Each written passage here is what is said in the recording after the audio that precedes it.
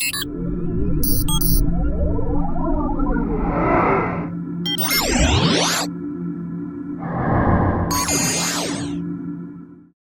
good morning, everyone, and welcome to the EAE mock exercise. You are here because you have been submitting an application and your application has been accepted, but you still need to come for this interview.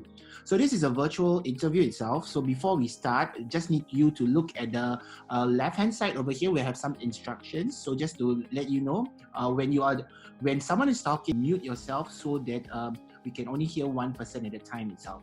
One more thing for you to take note is that around you, there'll be a lot of background noise. So when you are talking, be careful and be mindful of the background noise. It will be good if you are using an earpiece itself or a microphone. Otherwise, you could also tell your family members at home if you are taking this call at home, or your friends maybe in school, if you're taking this call in school itself, okay, to quieten down so that you have some space itself in order for you to answer the questions, yeah?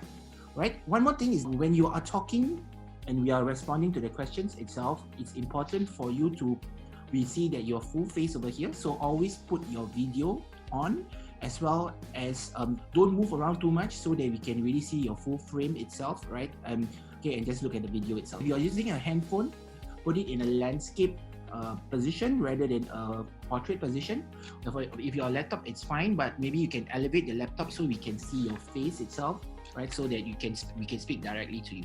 Okay, so these are just some things to take note before we start this interview. First of all, okay, congratulations for being selected.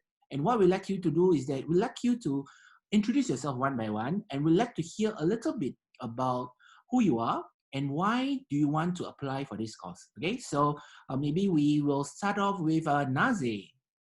Hi, good morning. So my name is Naze. I'm someone who is very sporty. I like to play sports, and yeah, I play football, and then during the weekend I will have my weekend matches, and then at times I go to the badminton court just to play badminton with my cousins as well. So I want to join RP sports course because I believe when I join RP sports course, it will help me to elevate to bring to a higher level my sports knowledge, and then once I graduate I can contribute back to the society in terms of helping them become a healthier society, or maybe join a sports team to help the athletes grow up to a better level. Yes. Okay, nice one. All right, are you playing any sports now for your school itself? Yeah. At the moment, I am doing track and fields for my school. Yeah. So primary school, I was playing football, and then now I'm doing track and field. Yeah. All right, thank you very much. Okay, so thank you, Nazi. Pleased to meet you. Okay, maybe we go to Tivia now. Tivia. Hello, my name is Tidia. I'm a good leader, and I want to do business in Singapore Poly. So at this time I had to do a presentation, and I was asked to go in front and present. Therefore, I represented my team. So I'm a good leader. I think so. Yeah, I am a good leader. Okay, pleased to meet you, Tivia. Okay, let's go now with Matthew. Matthew, tell me more about yourself. Hi, my name is Matthew. I'm sitting for my O-levels this year, and the reason why I want to apply for Ngee Ann Poly's mass communication is because I have a very strong passion and interest in media. I'm in the school's journalism club, and I really want to learn more in the course so that this could be my potential future profession. So yeah, that's about me. Okay, thank you. Pleased to meet you, Matthew. All right, last but not least, we have Sherwin. Hi everybody, my name is Sherwin. I'm a Sec 4 student. I am very hardworking and I really love to play netball. I play competitively in my school, and I really like children. So since young, I really love to play with children. Whenever I see children, right, I'll just run to them, I'll play with them. And then I have a lot of nieces and nephews. So whenever there's a relative meet up, I will go out to them and then we'll just play the whole day. So after I graduate from secondary school, I really want to go early childhood education, and I'm going to Ngee Ann Poly too, I hope. So I hope when I go into Ngee Ann Poly, I get accepted into early childhood education so I can continue my passion with children and I can teach them when I graduate. And then I really love children and I really hope I get accepted in early childhood education. Okay, yeah, thank you very Thank much. you. Okay, pleased to meet you, Sherwin. All right. Thank you Pleased very to meet you too. All right. Okay. Next question we're gonna ask each and every one of you. Right, will be a question that is very targeted towards this EAE application. All right. So you realize that the EAE application is called an early admissions exercise because we will admit you to the polytechnic, not just based on your academics, although that is important. What we are also want to look at is your extracurricular activities, the things that you have done, your talents and your skills, and your aptitude or things that you already done, right? That is relevant to the course of choice that you're applying for. Okay, so for example, if you want to go to sports science, maybe because you have learned a little bit about physiotherapy or a bit of sports psychology, maybe that could be a way for you to to for us to assess that you are suitable, okay, and competent for the course itself, right? So we'd like to ask each and every one of you this question. When you look at your school life or things that you have done, whether it's in school or out of school, what have you done to prepare yourself for this polytechnic course itself? So I repeat again, what have you done to prepare yourself for this polytechnic course? Okay, so let's start with Sherwin. All right, so Sherwin, you can be the first to answer. Okay, so for myself, I really like children, right? So during school, whenever there's like a community service related to like children, so I'll sign up, I'll volunteer, and then we will go and help out in preschools. So they will get us in to help out with the little children, and I really really love them because they will come up and then they will start telling me their stories, and then I'll start to bond with them.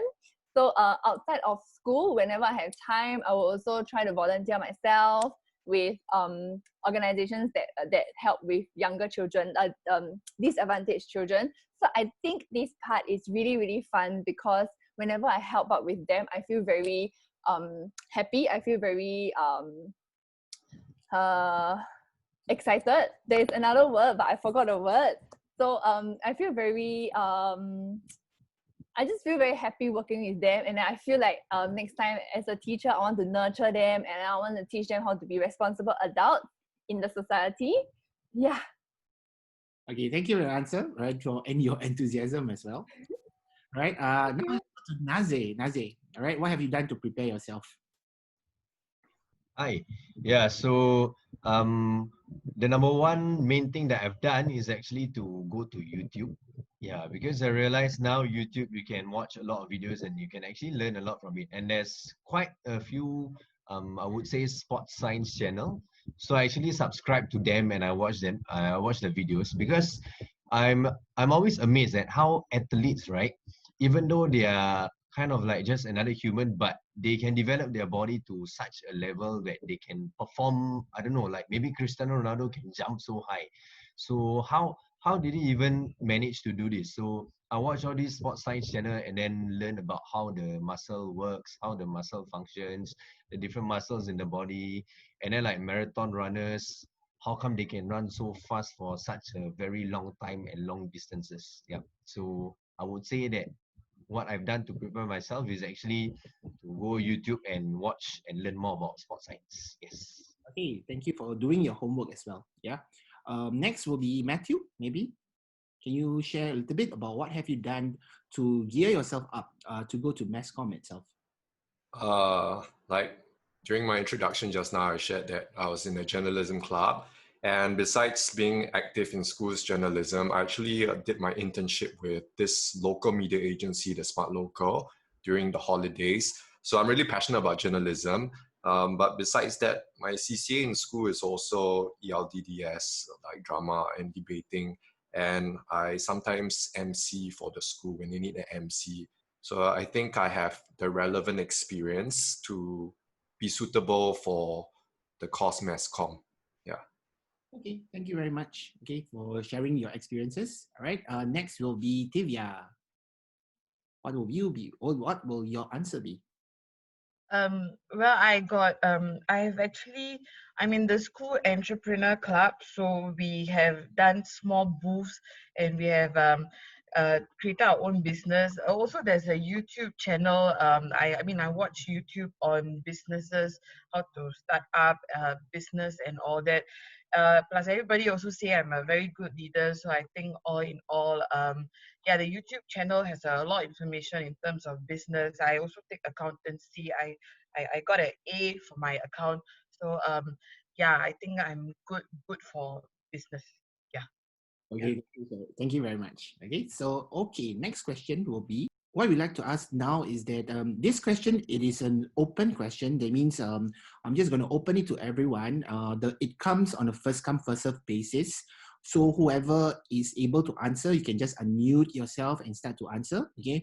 If you want to answer next, what you can do, right, is either you can under your participants dialog box, right, in the screen, you can either raise your hand, so I can see that your hand is virtually raised, or you can just raise your hand just physically, right, if you need to.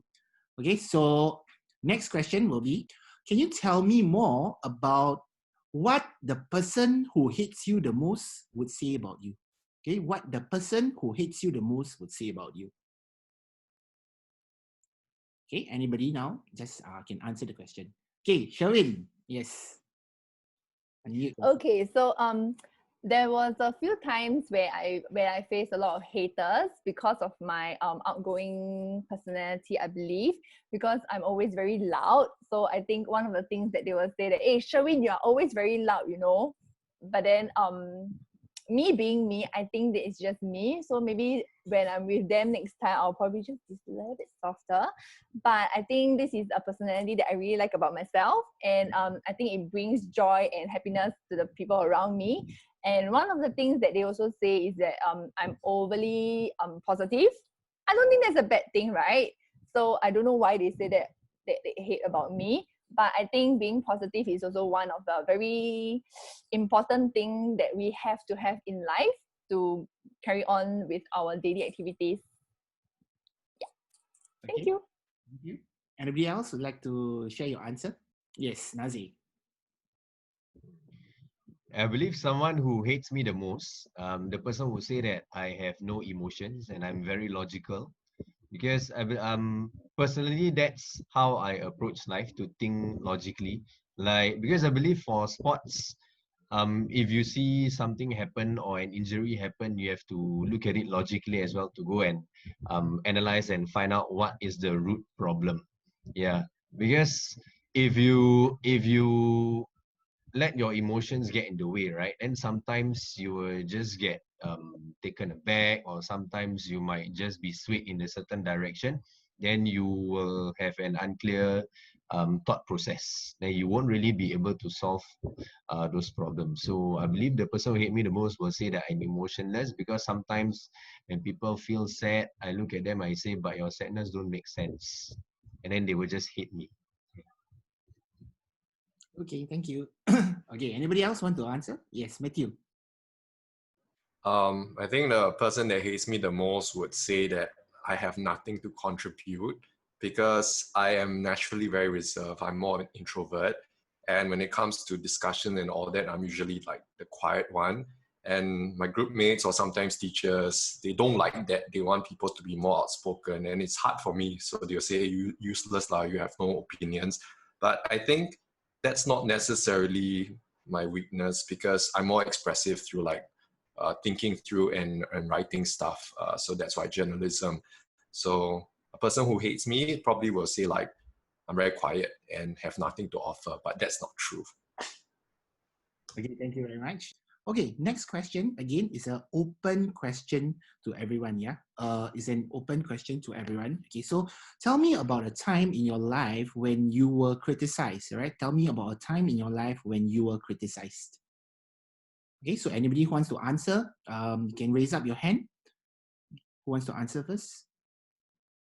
Okay, Sherwin. Okay, so I was thinking about it, and I think what I remember once that I was criticized was also once again, I think the way I portray myself. So I'm always very enthusiastic and positive about things. So there was one time I think we were doing a project in school, and I think all of my group members were like stuck in this project for very, very long. And then I was the one to actually like, hey, come on, don't be so down, we will get this through, you know. And then I think because they were in a very bad mood, so they snapped at me and say, can you stop being like this? Can you be more realistic? And like they just tell me straight in my face that I shouldn't be thinking this way, like I'm not trying to solve the problem. But I was thinking, you being down doesn't solve the problem either. So if we want to solve a problem, we might as well just solve it in a more open mind, in a more positive mind. So I think that was the time that I feel I faced criticism based on what I am trying to help when I'm trying to help my teammates. Yeah, so at the end of the day, how do you resolve that? Yeah. In the end, me being me, I'm a very stubborn and person. So I just told them that, okay, since you guys are very down, then why not we just take a short break and then we'll come back later and to try to solve the problem. So when everybody is more calm and able to think more openly and properly, and then we just start the whole thing again. Okay, thank you. Okay. Thank you. Anyone else who would like to answer? Next, anybody would like to answer? Okay, for me, I face criticism every day, and that one person who criticizes me every day is my mom, because my mom is very demanding. She has a lot of expectations. She wants a lot of things, and every day I see her at home. So she's always very critical. Whether I do well or I don't do well, she always has something to say. But how I resolved it is I've learned to filter out what is constructive and what is just like noise. So I think my mom has sort of like helped me to be more zen, because like whatever criticism I face outside of home from other people, right, I always think of my mom. And if I can survive my mom, I can handle every other criticism. Yeah, thank you. Okay, so she's just preparing you for the world. Yeah. So what's the greatest criticism that your mom has ever shared with you, if you don't mind sharing? The greatest criticism is always comparing me with my sister, because my sister during her O-level, she did really well. She's now in the top university. And my mom is always saying like, why can't you be as good as your sister? Why can't you achieve this? Why can't you be like her?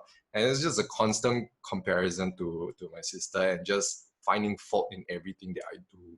Yeah, so it's criticism and it's like, it hurts lah. Yeah. Sure, got it. Okay. Okay, next question. Again, open to everyone. First come, first serve. Okay, this question is, describe to me how would you explain or describe the color yellow to a person who is blind? Okay, I repeat again. How would you describe the color yellow to a person who is blind? Okay, first come, first serve. Yes, Sherwin. Okay, I thought about this question before actually. So I think the way I would describe yellow to a person, because I personally feel that yellow is a very bright and a very positive and a very happy color, other than pink, which I like pink too, which makes me happy. So I will describe yellow to a blind person is, I will actually bring that person outside first when there's sun, not rain, like, you know, sunlight. So I will get the person to stand there and probably just open up their arms and like embrace the sun. Okay, maybe not when the sun is too bright, because then it will be too hot.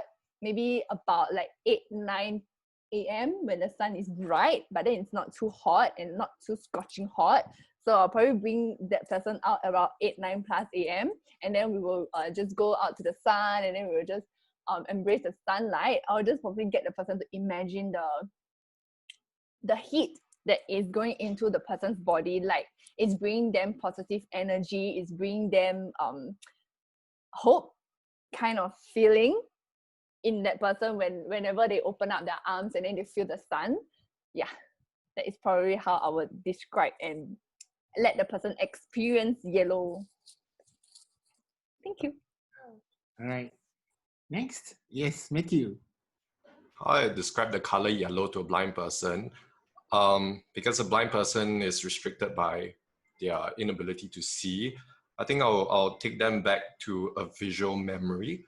So to really think of a happy memory, and when they think of the happy memory, to feel a certain way, and that is how I would describe the color yellow to them. Because like mass communication, I feel it's about evoking all the senses, and I feel if you can communicate that feeling to a person, even if they're blind, like that is mass communication. Okay, yes, Divya. I think I will describe yellow by buying a lemon for the guy. Then I'll ask him to eat the lemon. So the taste of the lemon is yellow. And then I will try to sell him more lemons. Yeah. So sour yellow. Thank you. Next question that we're going to ask is directed to all of you individually. So we're going to ask you a specific question about the course that you want to go for, right? So we'll start with Matthew. So Matthew, you are applying for mass comm, right? Yeah, so what we're going to ask you is that in this new age where social media has exploded, do you think that mass communication is still relevant? I think that mass communication is even more relevant and even more important because with social media and everyone's access to news, not just locally but all over the place, there's a lot of distortion, there's a lot of noise, there's a lot of fake news, and people will just like take in all these communication, all these news, and I think all the more mass communication is important to deliver the right news and the right way. So with social media, like a lot of my friends, they're on TikTok, they're on Instagram, and they are just sharing like a lot of, I feel a lot of nonsense. And I think that why I want to study this course is eventually if I can become a journalist, to really share more important stuff in the right way. Okay, thank you. Okay, so now let's go to Divya. Okay, so Divya, the question for you is, now in the COVID-19 situation where there's an economic slowdown, okay, it's projected to that there'll be a recession itself. What do you think are the businesses, or is there a business idea that you think will thrive in the new normal? Um, I I think there are a few businesses that are actually thriving at this period of time. If you look at your delivery service, like in Singapore, if you're looking at Grab and all that, there's a rise in business because people are mostly at home doing work. So delivery services, it's much more easier for them to buy food. So that's a business. Another business would be grocery stores. So these are some businesses that are really striving. I mean, you can see that prices are going up. You can see that people are into buying baking materials to bake at home because everybody is more interested in cooking at home. It's either they're cooking at home, if not, they're ordering food. So I think these are some businesses that are really thriving together with those business who are into cleanliness, keeping the place clean. So this is another business as well. So personally, for me, in terms of business, I like food and I will probably go into baking business. So probably I'll be selling goods that, as in, I will probably be selling goods that will either be used for baking or things like cake, cookies for people. So that'll be a business that I will be into in such a situation. Yeah, that's a good point itself, right? So maybe you can share with us a little bit, right? How do you think we can spot business ideas? How do you think what's a formula do you think we can use to spot good business ideas? I think one way to spot good business idea is really to be in trend, to really monitor what are the goods and services that the prices are rising, and when we start thinking about what are people doing right now. So, for example, if you're looking at most of us, because of the current situation, we are working from home, and people like things to be easy in their comfort zone. So we must put ourselves in the people's mindset and think that, okay, if I'm somebody who's at home, what can make my life easier? So in that process, that's one way to think about what are some of the businesses that will strive.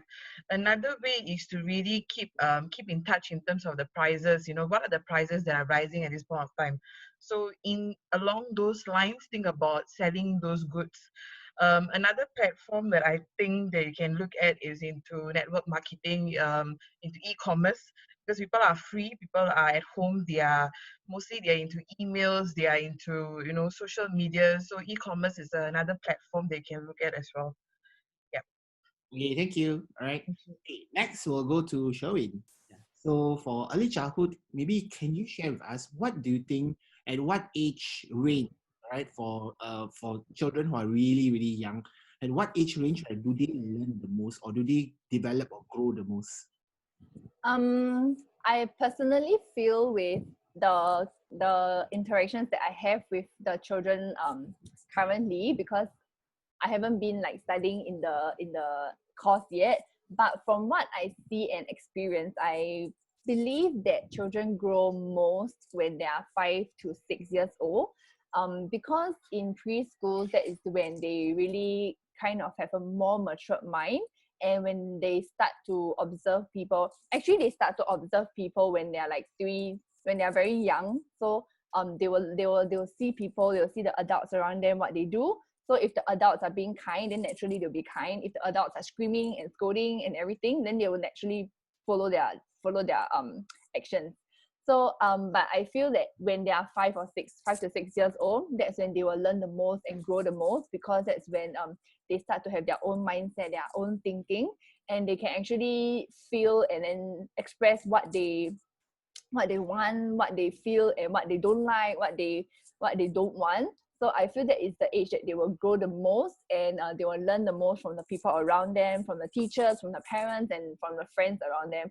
So there was one time I actually can learn a lot of things from the younger children, because one of the boys in the class actually showed me what is kindness. So last time, because I'm not in the course yet, right? So there was this boy, they were playing in the classroom, and then there was this boy, there was a group of friends that were fighting over a toy. And I didn't know what to do, because I would just go there and tell them not to fight, but I don't know what to say. I don't know what to say appropriately to them. But then there was this boy, he was, I think, only 5 years old. And then he walked up to them without me telling him to do anything. He just walked up to them, take a toy, and then just tell them to, okay, stop fighting, we can share. And then like the group of friends just kind of understand that, and then they stopped fighting, and then they just started to play happily again together. So I feel like at that age they can really grow very fast, and we as like people who are older than them can also learn a lot of things from them. So what do you think is the most essential thing for you to teach them at this age? For me, what is the most essential thing myself, I believe, is values, and also the way they I would want to teach them how they can express themselves, and by using words, because you know how young children they only know how to cry and scream, and when they don't get anything, they'll just start screaming and then start yelling like it's end of the world, because they don't get the things that they want. But and then adults start to get very upset with them. But I feel that it's because they don't know how to express themselves. They don't know how to say that they are feeling angry, they are feeling sad. They don't know how to express these words. So I think I would like to just teach them how they can express themselves through words, so that people around them can also understand what they actually really want. Yeah. Thank you very much. Okay, Nazi, all right. What do you think of you see nowadays there's a lot of there's a lot of parents that are sending their kids to sports schools. Like for example, they go to soccer school. Okay, there's some of them will go to gymnastics. Some of them even teach them like how to play basketball early age and all that. All right. So what do you think of early specialization of sports for children? All right. Do you think that's advisable? What do you think? Okay, personally, I believe it depends on the objective or the goal of the person. Yeah, because if for certain sports, the peak age actually is in their teen years, even before 20. And then for some sports, it is in their 20s. So early sports specialization actually depends on when you peak. Other than that, what happens is actually this: when you start to specialize in a sports too early, right, you actually hinder the body's development in other areas or other aspects. Give you a very simple example. For example, primary school. When you join primary school, you just learn English, maths, your mother tongue, and then when you reach primary 4, 5, you learn science. You don't go primary school and then you don't learn sport science in primary school. You don't go primary school and then you don't learn physics. You don't go primary school and then you learn mass communication, mass media. Why? Because you need the brain to develop first. So same goes for sports. For kids, what they need is to actually develop this thing called the fundamental movement skills, I believe, which are basically simple movements like knowing how to throw a ball, knowing how to catch a ball, knowing how to jump with two legs, how to hop with one leg. Yeah, so this is what they need to develop actually. And when you specialize too early, you don't really allow the kid to develop in all these different areas. Like for example, maybe if you specialize in football too early, then maybe you hinder the kid's ability to throw a ball or catch a ball, because the kid is all about kicking a ball. Yeah. And then that actually hinders the child's growth and development. Yeah. Like to quote maybe just two simple examples, maybe a generalization. Like Cristiano Ronaldo, you don't watch a video of him when he was young, but he grew up to be very talented. And then sometimes there are videos of people out there, or kids who are very, very talented, but somehow you don't hear of them when they grow up anymore. Yeah. So I believe it depends on the goal. If they want the kid to win in the early stages of competition, but then sacrificing the later ages, then okay, early sports specialization maybe works for them. But if they want a proper development, then maybe not early sports specialization. Yeah. Okay, thank you. So, all right, then next question, right, will be targeted to all of you, right? So this is like this is like the last question, right? So it's a question that everybody needs to answer. Okay. So in this, there's 4 of you in this group interview. Okay, so it's like a panel interview for 4 of you. So tell me, right, out of these 4 people over here, okay, 4 people, including yourself, right? Who would you remove? All right. If I have 3 slots left, and then there are 4 of you, okay, who would you kick out? Next question is, if there are 3 slots left for the EAE and there's 4 of you in this interview and I can only give 3 more places, who among the 4 of you, including yourself, would you kick out? You have to kick out somebody, all right? Who would you remove?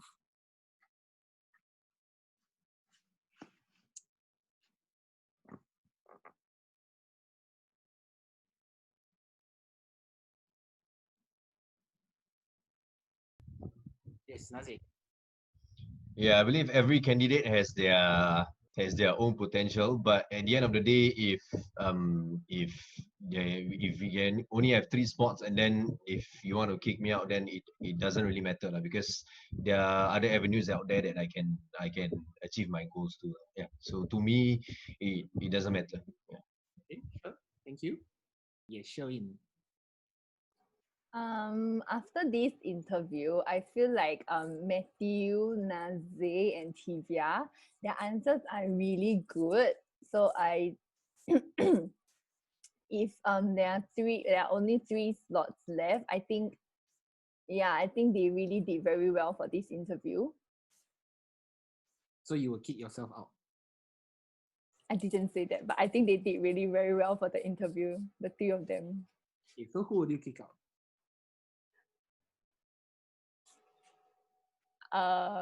The 3 of them really did very well. So I think maybe the 3 of them should be given the chance. Okay, next question, next answer. Who else would you like to answer? Yes, Matthew. Like the 2 others said, all of us, we were chosen, we were selected, and we've given our best. So I think objectively, it's really up to you, the lecturer, to decide whether we fit the criteria for the EAE selection. So I think it's not very fair to put that burden on us to kick out someone because 3 spots are remaining. So we've all done our best, and I think that responsibility should be on you to decide which are the 3 best candidates. Yeah. Okay, thank you. Okay, so all right, last but not least, Divya. I think being in the business, it is really the best that survives. Given that we have the 2 candidates, one is perfectly fine with us being in the being chosen, and the other guy who's perfectly fine with him not being chosen, then personally I think you should not choose Matthew. because he's my next competitor over here. And like like I said, business is all about getting opportunity and being there. So I would think that you shouldn't choose Matthew, and the other two are just gone. So yeah, thank you. Okay, sure. Okay, so with that, it brings us to the end of the interview itself. All right. So just one last thing to ask you: do you have any questions for us? Okay. Do you have any question for us? Okay. For the EAE panel, any last questions before we exit this interview? Yes, Sherwin. Um, I would like to know, out of 10, how well did I do for this interview? Okay. Out of 10, I think I'll give you a 7. At least I passed a 5. Thank you. Okay, sure. Okay. Yep. Anybody else would like to ask a question? Any other questions out there? Yes, Matthew. If we do get selected for our EAE application in this interview, how soon will we know the confirmation? Yeah, so I think that we will get back to you in maybe about 2 weeks' time. Okay, I think someone from the Polytechnic will either call you or write you an email. So it'll be a confirmation of whether it's an application, whether it's approved or whether you're rejected itself. Yeah, so it's about 2 weeks' time for you to think, for us to think through and process the application for you. Yeah, so about 2 weeks. Okay. Okay. Any more questions? Last questions? Yes, Divya. How what is the life in Polytechnic like? I mean, are the lecturers going to be like how our school teachers are? What about the students? How is the system? Do we have exams over there? Sure. Okay, so in Polytechnic, life is going to be very different because in secondary school, you realize that your teachers can sometimes spoon feed you, be there for you, nurture you, always be there for you. But in Polytechnic, you need to be a bit more independent because the lecturers are going to be, they are just going to deliver the lecture, and then you have different classes for tutorials and all that. It also depends on which Polytechnic that you go to.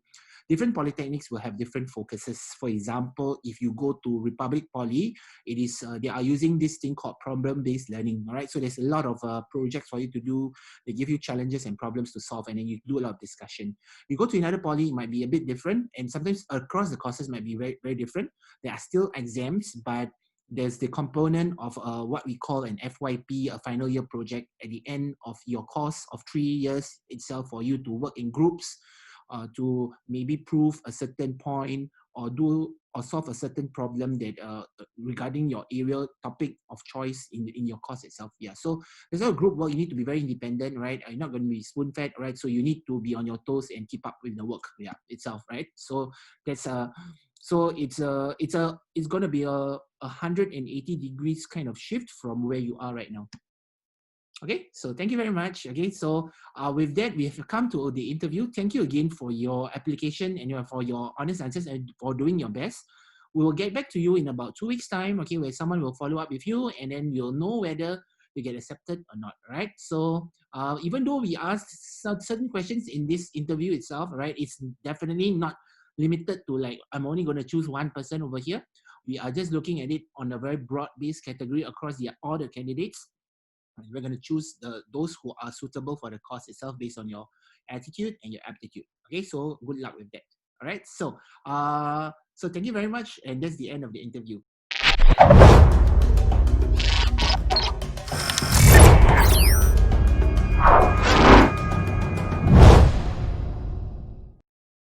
We would like to do a little bit of debrief, okay, because this is an EAE mock exercise, right? Okay, so the interview is over. What we like to do is that we do a bit of debrief and facilitation we'll give you some customized feedback on how you can do better, right? So we'll go one by one, and we'll like you to do two things, okay? The first thing that we'll like you to do, right, is that out of a rating of 1 to 10, 1 being rubbish and 10 being like exceptional, I will definitely confirm get a place in Polytechnic under the EAE. All right, so 1 to 10.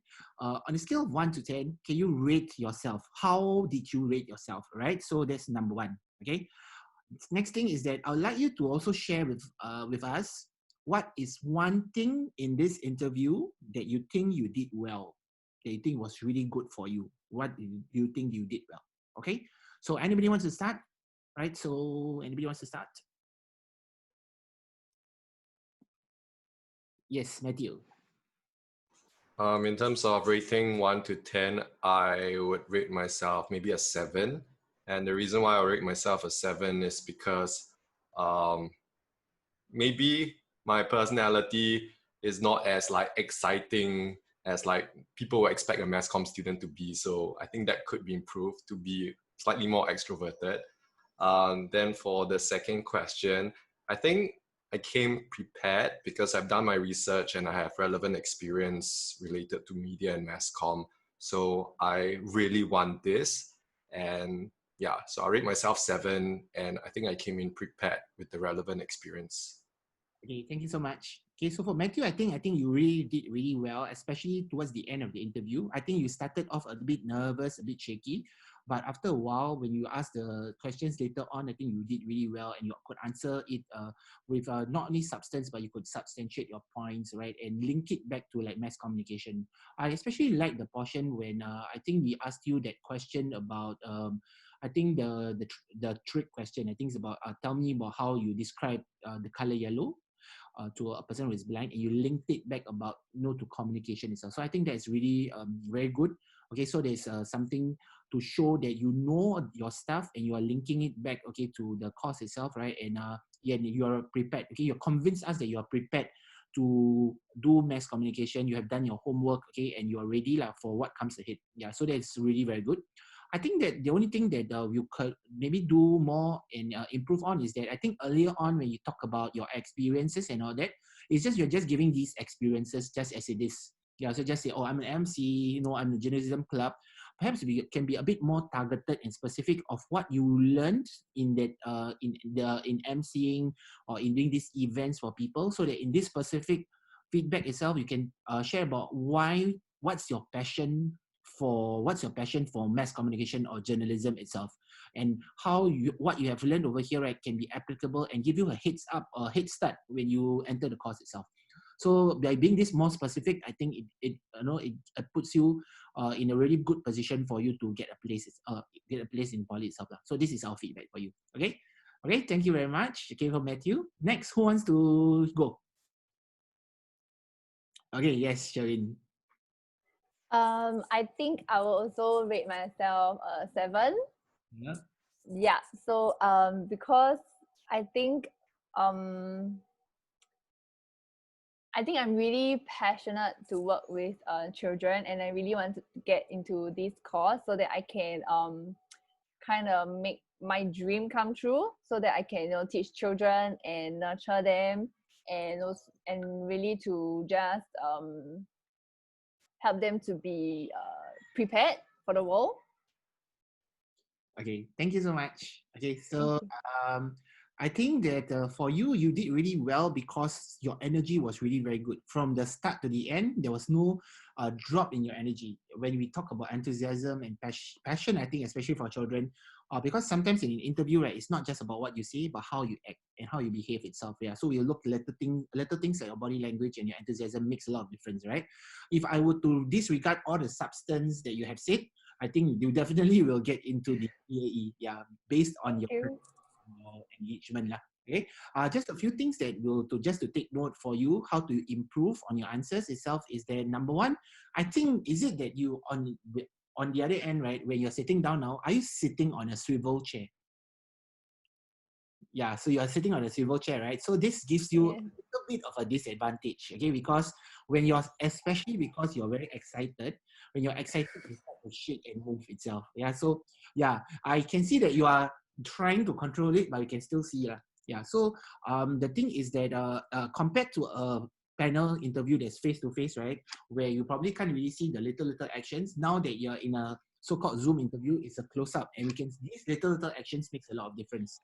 So yeah, so you can see even if you shake a little bit, you can see, and it looks like you're not it's very casual. So that's the thing about it. Right? So it's something to take note.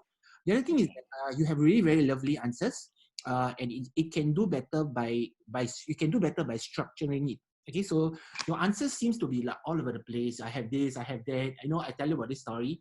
And stories are really important because people do not remember facts, they remember stories, right? So you can think about, maybe you can go back and write down on how you write your story, how you answer the question, and how to fit the story to the question itself, and you to answer it in a shorter period of time, okay, so that you are able to convey the narrative, the message of the story, right, and how this links to the course itself. Yeah, so yeah, so that is something that you can do well, do better in. Yeah, because we can see that you already know your stuff about early childhood and preschool. So all it takes is just putting things together. Okay, right. So Okay, thank you. next, who would like to go? Is it Nazi? Yes.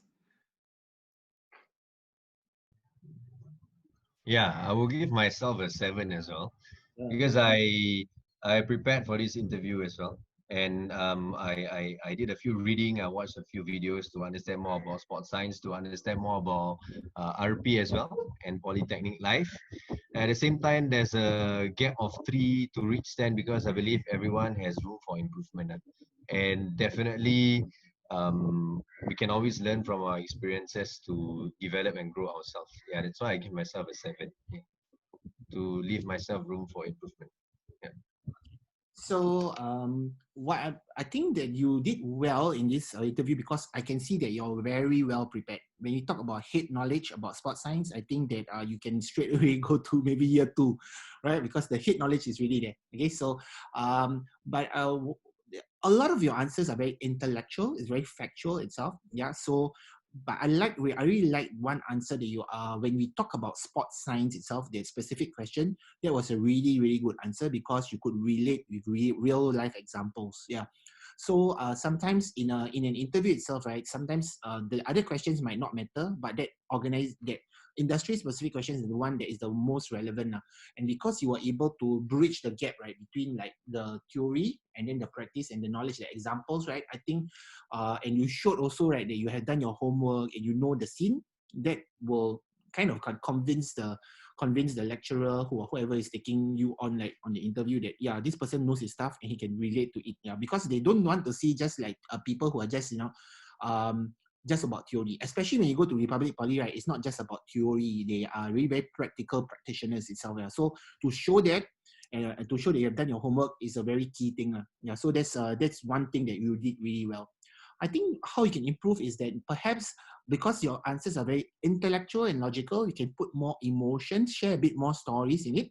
Okay, and maybe as we've gone through before, like your last question, when you said that it gives the impression, right, that when you answered the question, who should you kick out, right? Then you say, don't want me, then forget it, lah. So you must think about how your answers also perceive itself.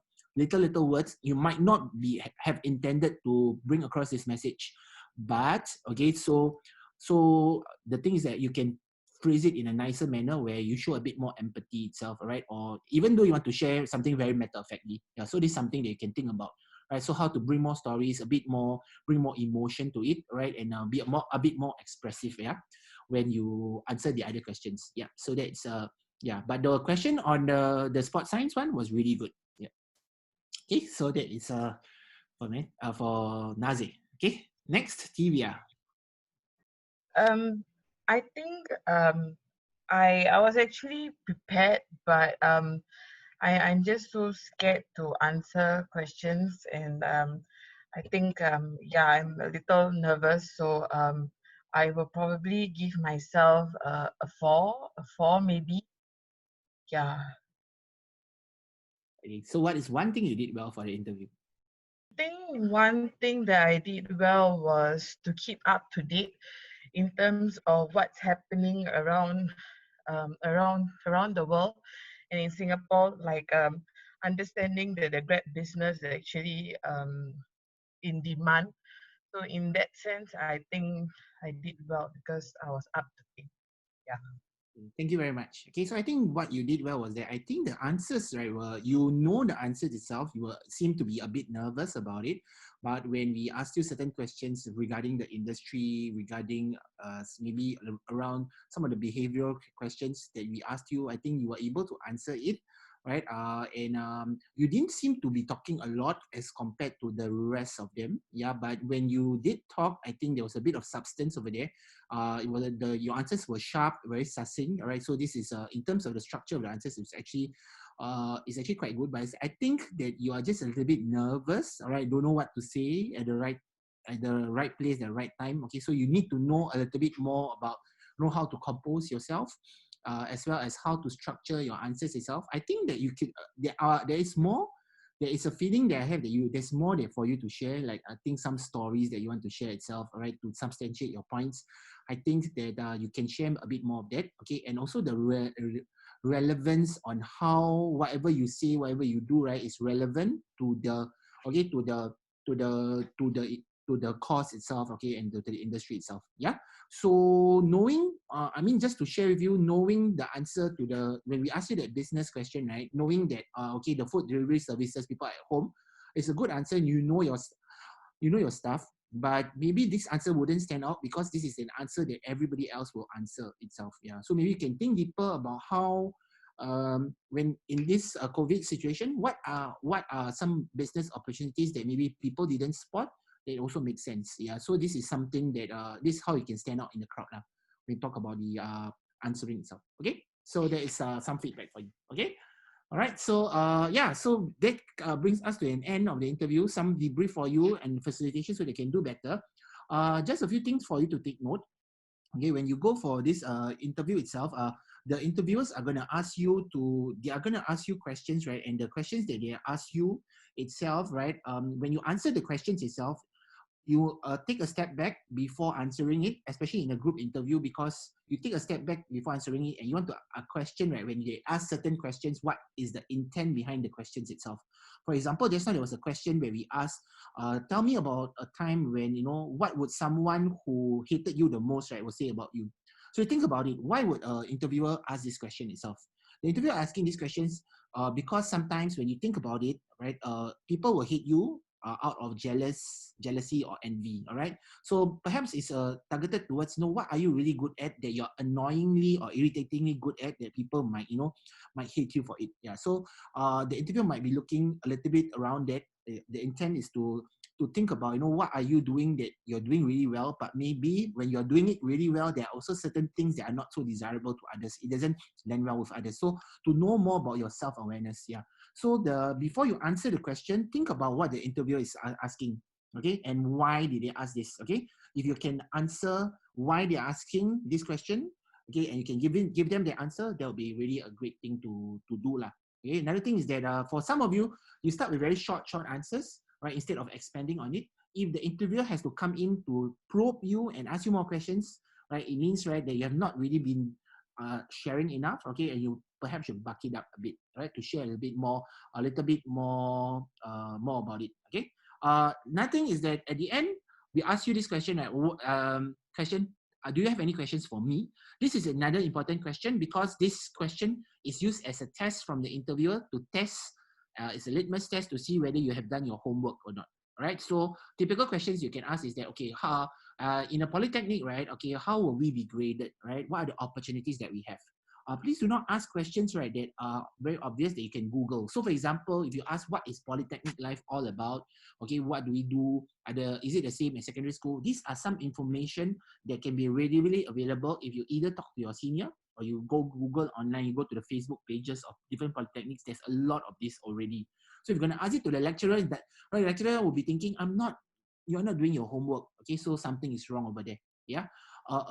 Good answer or good question to ask at this point in time is what Sherwin asked. Okay, so Sherwin asked this question where she said, okay, rate me from 1 to 10, how did I do? So Sherwin said, right, she said out of a rating of 1 to 10, right, how will you rate her, right? So there is a very good way to ask the lecturers about feedback about your interview, immediate feedback, okay, because this shows to the lecturers or whoever is assessing you that you are open to feedback, you're very teachable.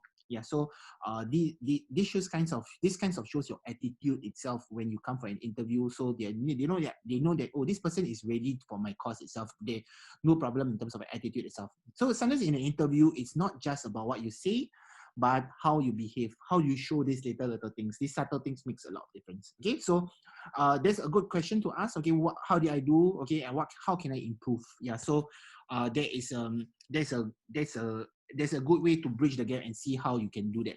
Okay, so there's some feedback for you.